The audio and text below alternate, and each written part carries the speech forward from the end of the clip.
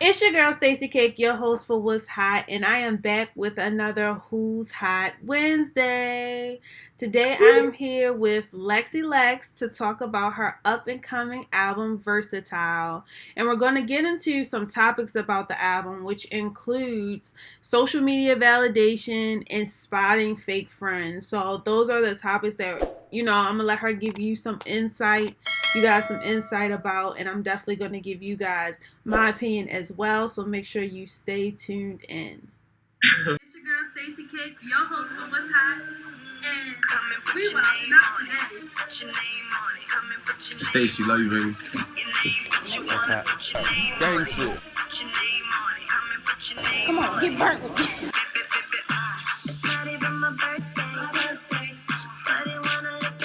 Hey, so how are you doing? How are you doing today? I'm great. I'm great. How about you?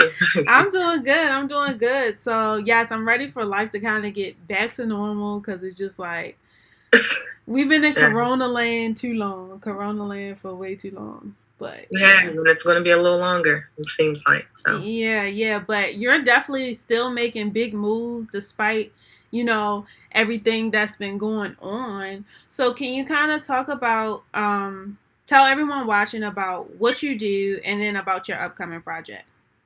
Okay. So, as you guys know, I DJ, I rap, I do comedy skits, I dance, I do a variety of things. That's why the album is titled Versatile, because I wanted to express who I am, on my first project coming out. And basically, the project was created out of fun and just for freedom of self-expression. And I'm talking about a variety of topics that different people can relate to. So I'm excited. It's my first album, like I said, and basically I decided to do it after, I released my first single, Cook It Up.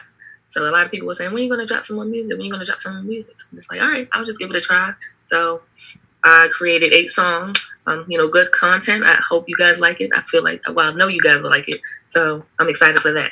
And I will be dropping it, I'm thinking January. I don't have an exact date yet, but that's when I want to drop the album. And I've also created a lot of music videos as well, and I will be releasing them, maybe once a month, thing like that. Cool. So for the people who aren't familiar with your music, can you talk about what is like the aesthetic for your music? If you had to describe the vibe of your of this upcoming project, what can people expect? So basically, it's versatile. It's a mixture of things. So basically, I'm talking about relationships, which is more of a slower tone, and then I have the pool party anthem song on there, which is more of an uppity party type song. I'm talking about people trying to seek validation on social media, so I'm talking about real content as well. So it's a mixture of vibes going on this project. Got you. So you mentioned like people trying to seek validation on social media. So can you kind of talk about like the impact first, can you tell me which songs on your album kind of discuss this topic? I know you said Pool Party. Is that the title? No, the song is actually called Validation. Okay. Shout out to Ricky. That's another artist that I've worked with on this song. And basically we're just talking about how, how women, they feel the need to degrade themselves in a sense to get attention, or how men are, flashy and things like that. We're basically just talking about how you don't need to do that to be validated. Like, you should be who you are. You shouldn't have to take on a fake persona or try to do something that's just not necessary, pretty much. So my guy Rick and I just, talk about that. And I also have a song called I Ain't the Type. And basically that's just about me, though. I'm talking about how I'm not the type to talk about sex or drugs in a rap or shake my ass just for attention, things like that. But those are the 2 songs that I would say in regards to the validation thing. Got you. So when it comes to that, like, how do you think social media is ruining people's lives? Like, how do you think social media has these negative impacts on people, on women in particular? Well, social media is a powerful tool. It's very influential, and a lot of people utilize it. So, for example, if there's a young kid or a young lady that's on social media, on Instagram, Facebook, whatever the case may be, and they see a whole bunch of models, they see a whole bunch of half naked women on there, or the women doing the cucumber challenges and things like that, then they may say, oh, okay, that's okay to do because this person has 300,000 plus followers. This person has a lot of likes. This person has, this and that. So I feel like that plays a role on people's confidence in a sense as well, because you feel like you have to uphold to a certain standard to be liked by other people. So that's a big thing right there in itself. Right, definitely. So. And I think it's really sad in a way because, like you said, everything has its pros and cons. So social media can be a great tool, and it actually can be very informational and foster change. But I think when people are being exposed to it at so much more younger ages than we did when we first was exposed to like MySpace or something. Like MySpace, we were young, but it's so much more out there now. It's constantly being thrown at them like, hey, you should look at this, you should do this, you should do that. So it has a big impact on a child's development, I feel like. And well. I think that's partially too because we didn't have phones. Phones weren't as capable of doing the things that they do now.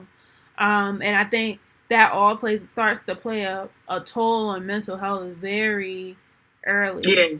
Very early. And I think even us, like being older, it plays a part. So I don't know if them having it at a younger age would like fuel make it better and let them know how to handle it better, or can it be more negative?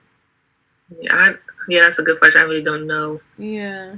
I guess both, and I don't know. Yeah. I guess that's more of a study. You would have to wait and see. See how that works. Yeah. Okay, so then what would your advice be to, women who feel like they need that validation from social media to kind of feel good about what they're doing or feel good about their self? My advice would just be to first love yourself. You can't love anyone else or impress anyone else without loving yourself. Be all about who you are, be true to who you are. Never try to change your personality or just change who you are just because you see something on social media. Social media is not, real life. In a sense, a lot of people that are on social media are not living their true self. They're just doing things to impress other people so they can get, certain views and likes and, things of that nature. I just feel like try to stay put on a straight path that's just free of distractions. Be yourself. That's all I can say. Yeah. Know that you're a queen. Know that you can do whatever you put your mind to without having to uphold a certain standard from society. So great. So you just have to have self-discipline as well and have confidence. Yeah, you have to be very grounded in who you are. And I think depending on people's goals, I feel it's tricky when it comes to me and you who have professional goals that kind of need social media in today's day because that's just the way to market or that's just the way to share things versus but we don't have to do certain things to we don't have to do certain things that we're uncomfortable with just to view or trying to impress anything. That makes sense. I mean, yeah. But I was saying that's in a positive way as well. I'm sorry. So you can utilize social media in a positive way as well. Yeah, definitely. And I think it's interesting to compare that to like I said, people who have these professional goals who feel like they need it in comparison to people who just want the attention. It's no end game or no method to the madness. They're just doing stuff simply for the validation. Validation without purpose. There you go. Yeah. I don't know. So that's a deep topic to go into. Everything as a whole. But. Right. So what did you say? So that conversation can go on for days. Yeah. Yeah. So you said, to go into kind of the next topic of things, you said, your album also talks about fake friends and what that means. Yeah. So, what songs kind of encompass that topic or explore that topic? Well, the song's actually called "Fake Friend." That's the Oh, song. It's one song, and I'm basically talking about fake friends that I've had in my life. You know, I'm not naming anyone, but yeah. I'm just, talking about. So pretty much, when you're loyal to someone and you know the value that you hold as a person in someone's life, you're a motivator. You try to uplift people all the time. People tend to try to take advantage of you as a person. And then sometimes you even have individuals that are around you that are trying to drain your energy and trying to project your energy onto them because they envy you so much. Mm-hmm. So I've actually had that experience with a couple of my friends that are no longer in my life anymore because, I cut people off when I had to. So, but even in doing that, the friends that you did cut off, they try to, make their way back into your life somehow. So it's up to you to be strong enough to, let it go. Certain people have their seasons in your life. So there's no reason to even take the person back, in my opinion. That's just me as a person. I don't take people back when I cut them off because I feel as though you're gone for a purpose. You're gone for a reason. You did what you did. And you're moving forward now. So basically that's what I'm talking about. I'm talking about how I'm basically talking about a certain situation that happened to me. Mm-hmm. No naming. I'm not naming anyone, but yeah. So basically, that's what it is in regards to fake friends. So I'm sure you had fake friends in your life that you had to cut off. Yeah. And what's your reason behind yours? I guess my reason, it has been several reasons, but I think the most prominent reason, something that I'm still dealing with, is just feeling like I'm giving more than I'm getting back. Okay. Or like you treat certain people this way and then you hold me to a higher standard than you hold yourself to when it comes to me. So it's like you want to be my best friend, but you're not treating me as your best friend. Okay. Yeah, that makes sense. Yeah, people do that too. Yeah. Some things are one-sided. Then you have users. Then you have people that are trying to leech on you. There's a lot of Yeah. The main thing for me is a lack of loyalty. If I see that you are acting a certain way or you're moving funny and there's no loyalty there, I'm cutting you off. Period. Yeah. So what are some, like, if for the people watching, like, just from your experiences, what are some like red flags for you that a person is being like, oh, it's time to snip? Like you said, reciprocity. You're giving a certain amount of energy into someone and they're not giving it back. Mm-hmm. If you see that someone is using you, like pretty much calling you to vent about certain things or asking you to do this and that, but that's the only time they're talking to you. They're not checking on you for your well-being. They're not applauding you or supporting you for the certain things that you're doing. Mm-hmm. You may have individuals, like I said, that are trying to. I don't know. It's a lot of signs. You just got to pay attention. Even for the people that envy you, mm-hmm. they may act as if they're your friend for a little bit, but then they're okay. For example, say, I don't know. For example, if I go on tour or something, say I have friends that are supposed to be supportive, and I go on tour, then I have a friend, or a so-called friend, that hasn't been supporting me at all. Not posting anything, not sharing anything. You haven't been to one concert. You haven't done this and that. But for example, if I make it, to a higher level where I'm mainstream as an independent artist, who knows? And then you try to pop up at a show, like, where were you all of this time? Like, right. Yeah, any support from you. So right, I know you, I know her, blah blah blah. You know what I'm saying? So yeah. I don't like it. I don't like it. That leeching. And you have watchers as well. People that just watch you. Mm-hmm. Like, I have somebody right now that I'm closely paying attention to. I'm not naming anyone, but yeah, I see that just watching me. But yeah, that's it. Yeah. What are you watching me for? Yeah, because I think some people are just more. Yes, in a way, you're entertainment to certain people. Certain people don't have any like interest beyond the surface with certain people, or when it's an opportunity for them, then they want to speak up or they want to get involved in someone's life. Yeah.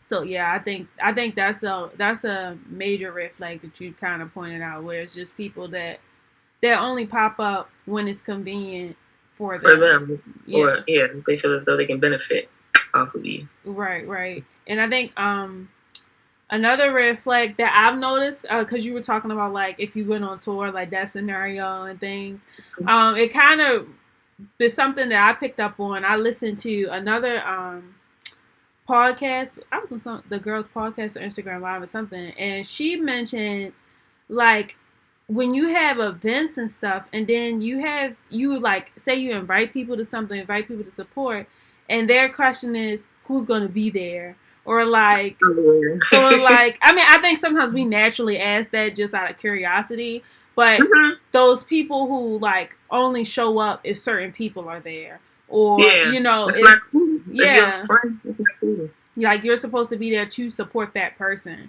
And that's something like I've been paying attention to more too. Like I've been to events and people have been like, the events that weren't for me, and people would have been like, "Oh, I would have came if I knew you were there." But I'm like, "You're supposed to be there for her, not me." So yeah, that's something that I think I have been paying more attention to, because that kind of shows like your place in someone's life, like how. Basically, their comfortability with you. If you're a real friend, you're going to support them no matter what. Right. No matter the price, or at least help in a sense. Like, at least if you can't make it to a certain event, promote this person's event. Yeah. Or, share the word. Things like that. There's a lot of things you can do without even attending if you really can't attend. People have, real life situations. So. Yeah, but I think like kind of that's a positive, I think, now of social media, because I think even with me, like I'm definitely the person who like thinks I texted you back but just said it in my head. I'm definitely that person. So I think social media definitely has like made it almost in a sense easier to support people, and easier to kind of, this is an easy way I can show you love about your new project, or show you that I'm happy for you. Yeah. Yeah. Yeah. I feel like it has made that so much easier, versus like if we didn't have those platforms, you would really have to be out here grinding, like physically, like. Yeah, of course. Yeah. But since it's easy access, it should be easy for you to do it. Yeah. It doesn't take 1 second to share a post. Right. Yeah, definitely. To kind of go into the relationship aspect of things, what topics what about relationships do you kind of explore in your album? Well, the song is called "Jokes on You," and I'm basically writing about an observation. It's not about me, but basically it's about how how men. Well, I can't say just men, but the song is about how a guy wants his cake and he wants to eat it too. Mm-hmm. So basically, he was in a relationship with a female. They didn't work. He left her for another one. Mm-hmm. But he's reminiscing on his previous relationship. So basically, you're jumping into a new relationship as a void, where you didn't even give yourself time to heal, or you didn't. You just thought it was okay to play her when she was a good girl. Mm-hmm. So now that you lost her, you're trying to get her back. You're stalking her on Instagram, things like that. You know how I'm in ours. Yeah. But this is just the male in the sense of you're trying to eat your cake. You want 2 women. You messed up on a good woman, and now you're moving on, and you're like, damn, I'm like, damn, I fucked up. So I'm trying to get it back through social media, blah, blah, blah. But she's gone already. It's nothing you can do.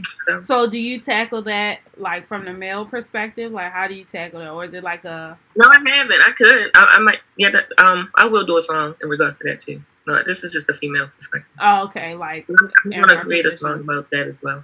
Because I didn't know... Because, some people, like, with music, they do it from, like, a... narrator point of view, like I'm not in it, I'm just kind of talking about the situation? Or I was curious, did you step into the male shoes in given the Oh, situation, or did you no, step for into the the music women's? video, no, it's I'm just playing a role as a female. Okay, and you're You know, speaking from her perspective. yeah. Okay, yeah, that's what I was curious about. Okay. Well, that would be cool to do a video in regards to the male perspective as well. So I may do that in the next project. Yeah, that's sounds like definitely a relatable concept. Yeah. Yeah, so I guess kind of to dive into that, what are I think some red flags, speaking to the men, some flags to the men that you fucked up, that you done messed up a good thing. Like, would you say, or you're in the process of messing it up? Because sometimes after you messed up, it's too late. So, Yeah. so, From a female perspective, of course, I would say when a female is just, she's, how females are emotional most of the time and they want to be around you 24/7. They want to make sure you're good and very supportive. So if you see that, slacking, she's no longer worried about what you're doing. She's not texting you no more like that when you're out. She's not, pressing up. mm-hmm. She's not feeding into, I guess, your bullshit. She's falling back. You can tell when a person is just pretty much done. Mm-hmm. You see that even, females go out a little more as well. Like, if you're in a relationship, most of the time you don't go out as much. You still go out, but not as much. But you see that she's always with her girls and she's going out all the time. I feel like, isn't that a red flag to you? Like, you just always want to be in the presence of other people as opposed to your significant other. Right. Like, that's a red flag that she's just done. How about you? I was just wanting to comment that I'm hearing like the Drake song and it playing in the background, like wearing less and going out more. I mean, yeah, no real. Hey, or I mean, if she just changed her actions and attitude towards you. Yeah. I definitely agree with you because I feel like it's more of a sign that like she's kind of at the point where it's like I'm not putting as much energy into this as I once did. Like it is what it is, because it's the saying, like I'm sure you've heard where they're like, so a lot of times the relationship is over for women way before they end it or way before they with you. They're already mentally like going through the process to like kind of check out of the situation. So I think you definitely pretty much summed it up of like the red flags. But I think something that I think men could pay attention to a little more along the way is that to pay attention to when she is putting effort and when she is trying to work it out, and to really think like before she gets to that point. Yeah, to really scope that out on why did you enter the relationship in the first place? Is it still the same things? Like, and why do you feel like your whatever the issue is? Because cheating isn't the only issue, but like whatever the issue is that you feel like has you kind of straying or making you feel like you want to mess up whatever you have. Like, I think it's a communication thing as well. A lot of people don't know how to communicate. Definitely. And, be straight to the point about what's going on, of how, and even talking about how they can make things better as opposed to how it was before. You got to compromise in relationships, things like that. So if the other person doesn't know, then how are they supposed to, change the aspect of the relationship? So I believe there should be more communication between both the women and men. And like everybody say communication, but comprehension too, because like I've been in situations where I just feel like I'm talking and it's just the point. So like I think one thing that just in friendships and relationships that I try to practice is, can you kind of talk back to me in your own words, like paraphrase what you think I'm saying to you right now. Sometimes they will know. Yeah. Play like they don't. Well, yeah, that's true. Yeah. But I think sometimes people can, especially I feel like we're in a day where people are so much more easily offended. So like people are quick to kind of take things the wrong way, or take like one thing you said. Like you could say something that I could say something that catches your eye, and like I'm still talking, but that's the only thing you heard the whole time that I've been talking, because you just can't get past that one thing that I said. Annoying. Yeah.